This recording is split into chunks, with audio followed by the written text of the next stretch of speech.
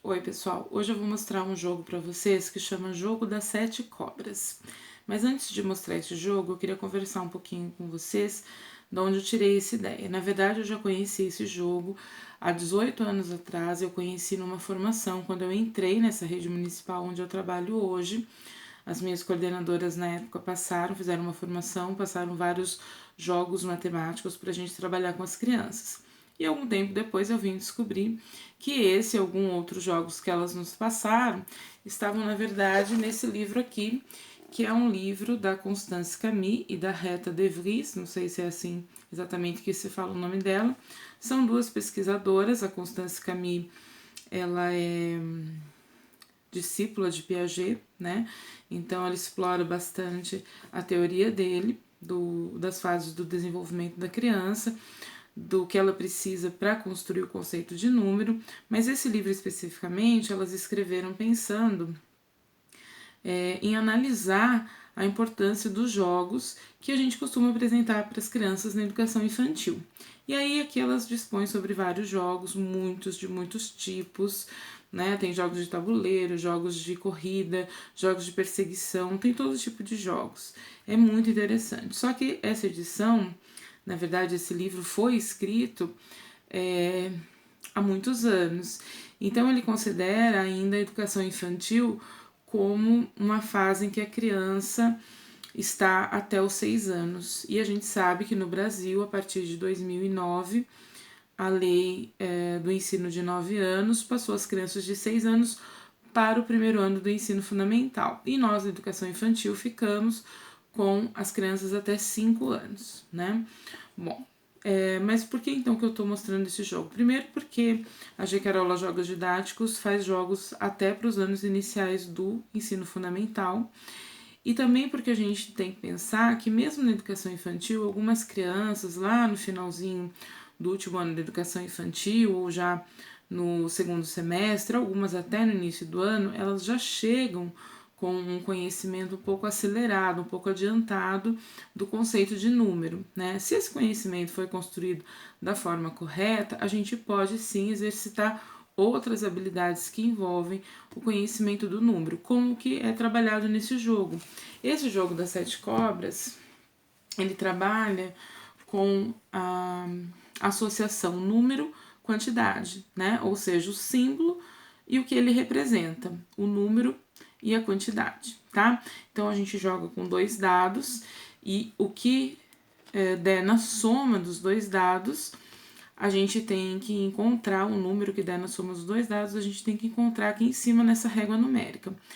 Por que esse jogo é um jogo para criança que já tem um certo entendimento? Não é pela soma, a soma é simples, porque o dado ele é uma pista visual. Então, quando eu jogo e junto os 2 dados, fica fácil para a criança contar as quantidades juntas. Claro que tem criança que vai contar separada, porque ela está bem atrás lá na questão da construção do conceito de número, tá? Então, esse jogo não é apropriado para essa criança. Mas se ela estiver na idade em que ela já deveria ter esse conceito, aí sim a gente tem que trabalhar para ela conseguir chegar lá, tá? Mas eu tô falando mesmo das crianças do finalzinho da etapa 2, do último ano da pré-escola, e as do ensino fundamental, dos primeiros anos do ensino fundamental, tá? Que já estão ou deveriam estar mais preparadas para esse entendimento. Vou explicar como é que se joga, mas antes eu quero explicar o tabuleiro. O tabuleiro do jogo das sete cobras são 4 tabuleiros, né?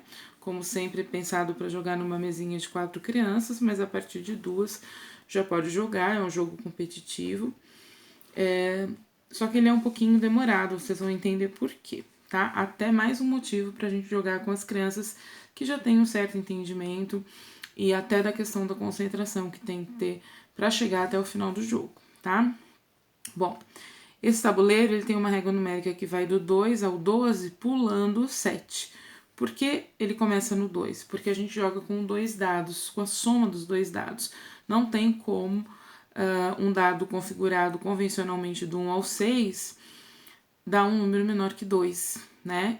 Ou maior que 12. Mas por que o 7 não aparece? Bom, aí tem a ver com o nome, jogo das 7 cobras. Quando você tira 7, você tem que marcar uma cobrinha até completar 7 cobras. Aí você perdeu, né? Na verdade, quem completa as 7 cobras antes de completar todos os números da régua, perde o jogo. Bom, a regra eu já expliquei, é isso, é bem simples, tá? Como é que a gente vai jogar? Vou exemplificar para vocês. Cada criança fica com o seu tabuleiro, eu vou jogar com um só aqui, até vou tirar os outros para conseguirem visualizar melhor, né? Na sua vez, a criança joga os 2 dados. Se ela quiser jogar em 2 momentos diferentes ou os 2 juntos, não importa. Mas o importante é que ela vá sempre jogar os 2 dados. Para facilitar, ensina a criança a juntar os 2 dados. E aí a contagem dela, a ordenação para que a contagem termo a termo saia corretamente, já vai ficar mais simples, né? Mas é o que eu tô dizendo, para a criança conseguir jogar esse jogo, provavelmente ela já vai ter passado essa fase da contagem termo a termo, de conseguir contar termo a termo, organizar os elementos para contar corretamente termo a termo. Até porque a gente não está falando de grandes quantidades, a gente está falando de uma quantidade de no máximo 12. Para uma criança no final da educação infantil e no ano inicial do ensino fundamental, é tranquilo, tá? Então vamos lá, aqui somando 1, 2, 3, 4, 5, 6. Eu tirei o 6, é sempre a soma, tá? O 6 tem aqui livre na minha régua numérica, então o que eu faço é marcá-lo. Vão vários círculozinhos de EVA glitter coloridos, ficam todos num copinho no centro da mesa, cada criança pode pegar o que quiser, não importa, tá? Na verdade, ela vai contar quantos pontos ainda ela precisa fazer para ganhar ou quantos ela tem que tomar cuidado para não fazer para perder pela própria pista visual do tabuleiro, tá? Não vai precisar ficar contando o marcador. Então, tirei 6, marquei o 6. Como eu disse antes, eu ganho se eu conseguir preencher todos os números da régua do 2 ao 12 antes de preencher todos os círculos com as cobrinhas. As cobrinhas, elas vão para os círculos cada vez que o jogador tirar no dado alguns números que a soma dê 7, tá? Claro que, assim como vários outros números, o 7 tem várias possibilidades, né? Até uma chance da gente trabalhar mais essa questão com as crianças. Quais as combinações de quantidades entre os dados que eu não posso tirar porque elas vão fatalmente dar 7. E aí tem várias, né? Tem 4 e 3, tem 1 e 6, tem 2 e 5. Na verdade, o 7 eu acho que é um número com mais possibilidades aí de combinação. Não parei para fazer essa conta necessariamente. Mas é interessante porque é um número que vai ficar aqui no meio dessa régua numérica, né? Então a criança vai trabalhar com quantidades menores, com quantidades maiores e não vai deixar de trabalhar com o 7, porque o 7, cada vez que ela tirar, ela vai marcar uma cobrinha. O perigo é ela marcar as 7 cobrinhas antes de marcar os números da régua numérica, os 10 números da régua numérica. Aí ela perde, né? Então ganha quem primeiro completar todos os números e por isso que pode ser um jogo demorado, tá? Claro que sempre existem opções para a gente deixar o jogo, desculpe, menos demorado, dependendo da capacidade de concentração das crianças, do grupo de crianças que você está trabalhando, né? Mas é um jogo teoricamente simples para as crianças jogarem juntas autonomamente depois que elas já tiverem entendido as regras. Isso eu tô falando já das crianças no ano 1, né, do ensino fundamental, nos anos iniciais aí do ensino fundamental.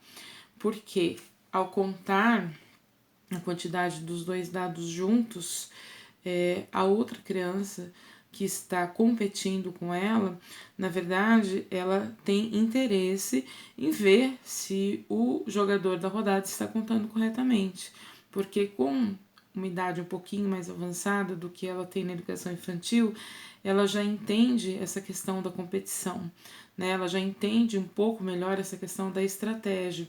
Eu não posso deixar o outro marcar o que ele quer, mesmo estando errado, porque daí ele pode ganhar antes de mim.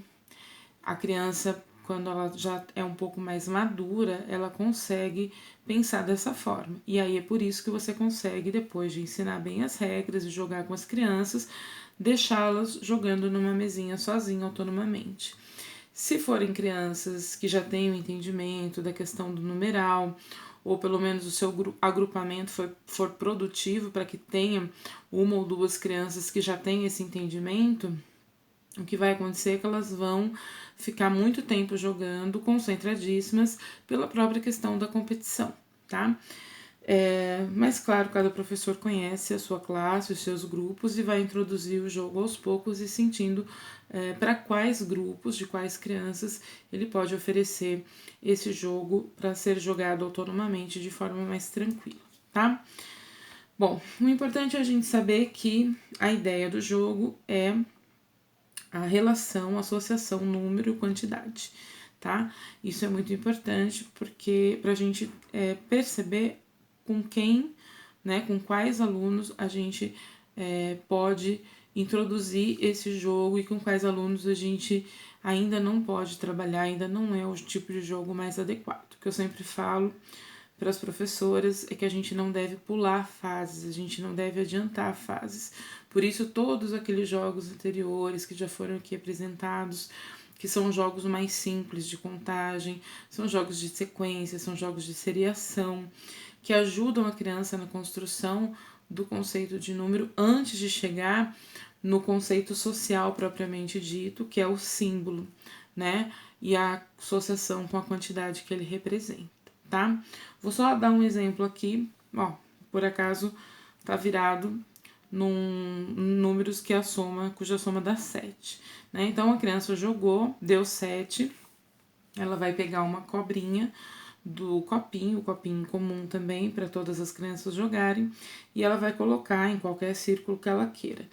Tem 7 círculos, eles estão bem demarcados, então fica fácil para a criança entender, visualizar se falta muito para ela perder, né, ou se falta pouco para ela ganhar, tá? Como eu disse, a gente precisa entender o objetivo do jogo e a gente precisa pensar nas capacidades, nas possibilidades e nas necessidades dos nossos alunos. Bom, como eu faço para tornar esse jogo um pouco mais rápido para aquelas crianças que ainda têm uma certa dificuldade de concentração, se eu der um jogo muito longo, muito demorado? Eu posso oferecer antes do início do jogo, para cada criança, apenas 3 marcadores. E aí, cada criança tem, ou melhor, a criança que conseguir colocar os seus 3 marcadores no tabuleiro primeiro, ganha o jogo. Eu posso trabalhar só dessa forma, esquecendo as cobrinhas, ou posso fazer a mesma coisa. Para 3 marcadores, 3 cobrinhas, ou menos, ou mais. E aí, o jogo é o mesmo, né? O esquema do jogo é o mesmo.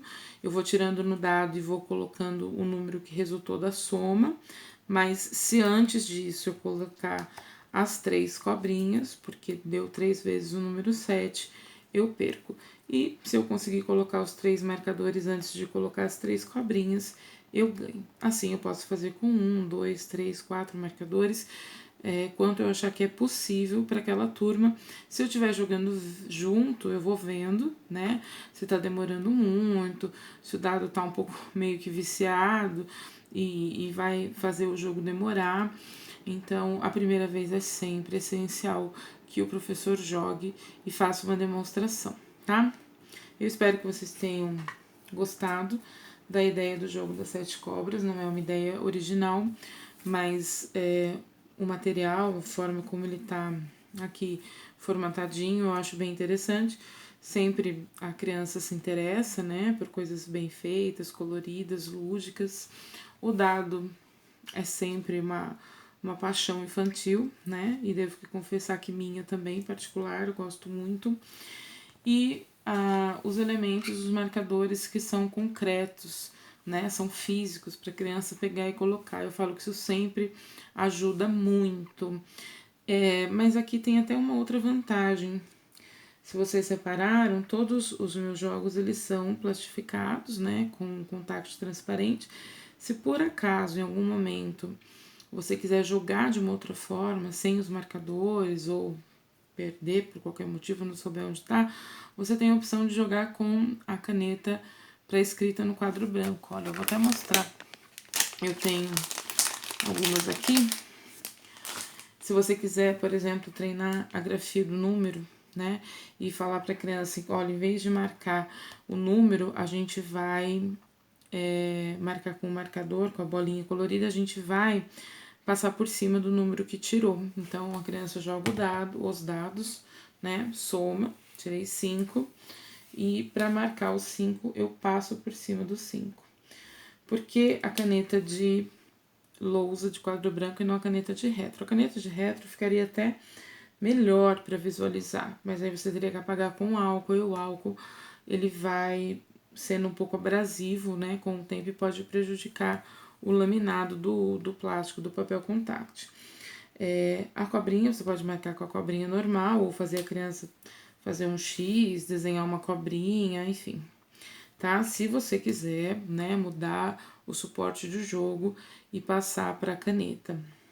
Eu sempre aconselho os marcadores externos, eu acho bem interessantes, mas, como a gente está falando dos anos iniciais do ensino fundamental, nada impede da gente trabalhar com a caneta de quadro branco, tá? E para apagar, é muito simples, eu não tenho aqui agora no momento, mas um papel higiênico, um lencinho umedecido, uma flanelinha, qualquer coisa apaga tranquilamente, tá? Até o dedo, né? A gente não tem que fazer isso, mas a gente faz. Só para vocês verem aqui como não danifica o material quando a gente faz com a caneta certa, tá? É só mais uma possibilidade de jogo para vocês. E quero avisar que em breve a gente vai ter mais alguns jogos aí, especificamente para esse público dos anos iniciais do ensino fundamental, tá? Que também são bem importantes, que os professores lembrem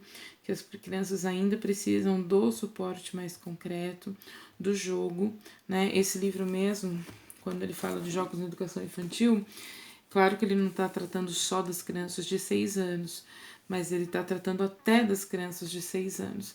E as crianças de 6 anos, por terem ido para o ensino fundamental, elas não deixaram de ser crianças, elas não deixaram de precisar do suporte concreto do jogo para aprender, né? O jogo é uma estratégia interessantíssima e importantíssima para a construção do conceito de número pela criança, que a gente sabe que vai longe, né? Mas até os 7 anos, quando ela começa a adquirir o pensamento mais abstrato, ela ainda precisa muito do concreto para reforçar suas aprendizagens, né? Para assimilar corretamente e ficar de fato aprendido. Espero que vocês tenham gostado da dica do livro, da dica do jogo. Como sempre, lembrando que quem quiser encomendar, comprar, a gente aceita encomendas e conversas. Se vocês quiserem também que eu produza outros tipos de jogos, que vocês já têm ideia, só não tem tempo e ou habilidade para colocar, né, no papel, em forma de joguinho de tabuleiro, a gente vai conversando pelo Messenger, pelo WhatsApp ou pelo direct do Instagram, tá bom? Muito obrigada, espero que vocês tenham realmente gostado e aproveitem as dicas aí, tanto as professoras do final das etapas da educação infantil, como as dos anos iniciais do ensino fundamental. Até mais!